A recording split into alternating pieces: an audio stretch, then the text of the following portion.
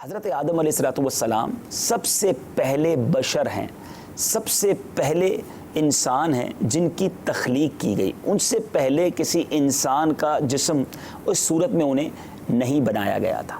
اور حضرت آدم علیہ نبینا علیہ الصلوۃ والسلام کو اسی لیے ابو البشر بھی کہا جاتا ہے۔ کیا کہا جاتا ہے؟ ابو البشر۔ ابو البشر کے معنی ہیں لوگوں کے، بشر یعنی کہتے ہیں انسان، انسان کے والد، یعنی ہم سب کے باپ جو ہیں، ہم سب کے والد جو ہیں وہ حضرت آدم علیہ نبینا علیہ الصلوۃ والسلام ہیں۔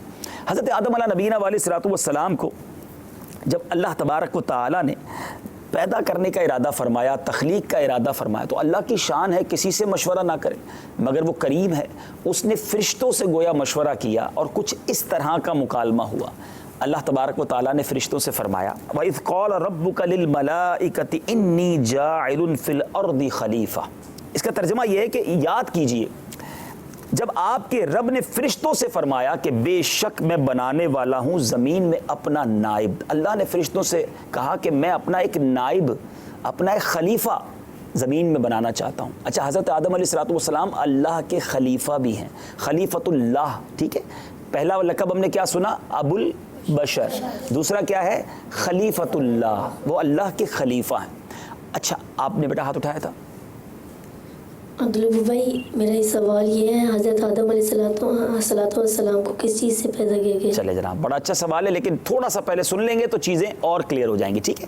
اچھا، اب اللہ تبارک و تعالیٰ نے جب فرشتوں سے یہ فرمایا کہ میں اپنا خلیفہ بنانا چاہتا ہوں، اپنا نائب بنانا چاہتا ہوں، تو فرشتوں نے اس کے جواب میں کیا کہا؟ سبحان اللہ، قرآن میں یہ بات بھی موجود ہے، أَتَجْعَلُ فِيهَا مَن يُفْسِدُ فِيهَا وَيَسْفِكُ الدِّمَاءَ وَنَحْنُ نُسَبِّحُ بِحَمْدِكَ وَنُقَدِّسُ لَكَ۔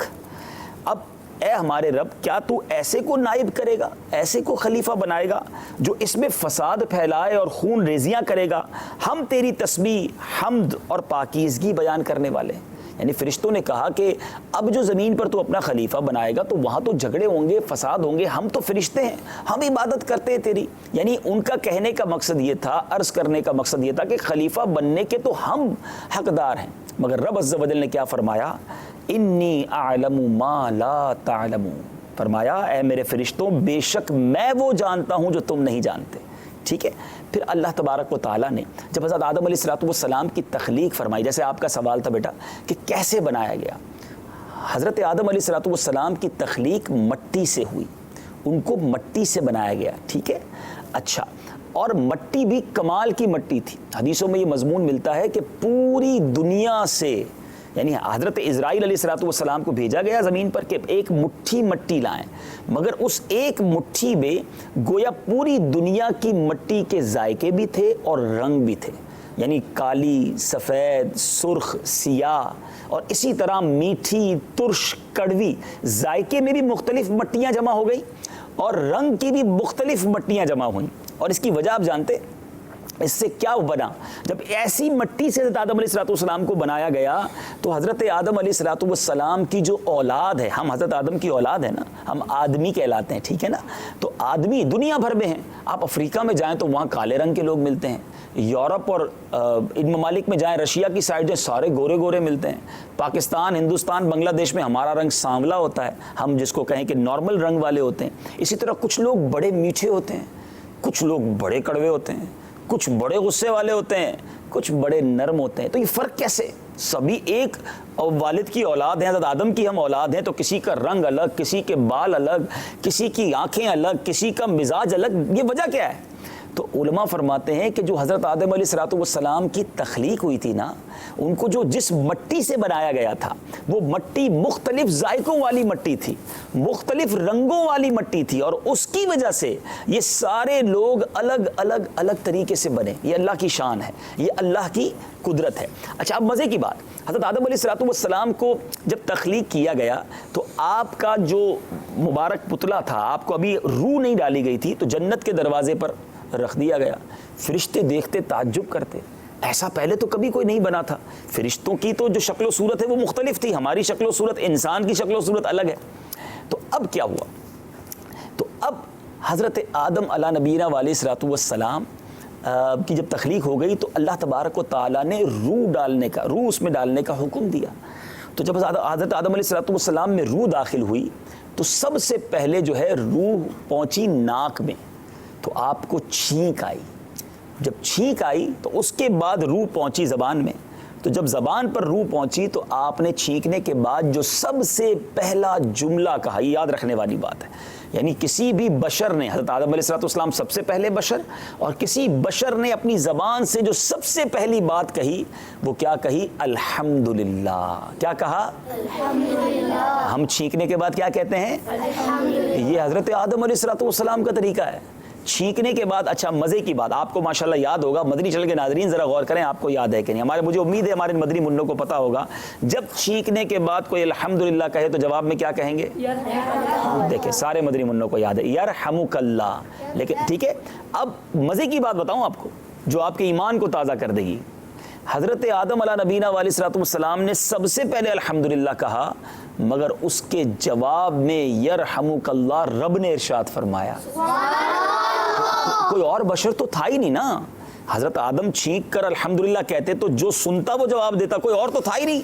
تو اللہ تبارک و تعالیٰ نے یرحمک اللہ ارشاد فرمایا. ٹھیک ہے. اچھا اب فرشتوں کو حکم دیا گیا کہ حضرت آدم علیہ نبینا علیہ السلام کو سجدہ کریں.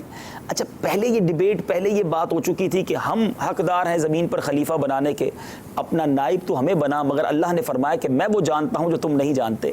پھر اللہ تبارک و تعالیٰ نے حضرت آدم علیہ نبینا علیہ السلام کو تمام چیزوں کے، دنیا کی ایچ اینڈ ایوری ہر چیز کا علم عطا فرمایا. دنیا میں جو کچھ آنا ہے آئے گا، جانوروں کے نام، پرندوں کے نام، چرندوں کے نام، برتنوں کے نام، دنیا کی ہر چیز کے نام.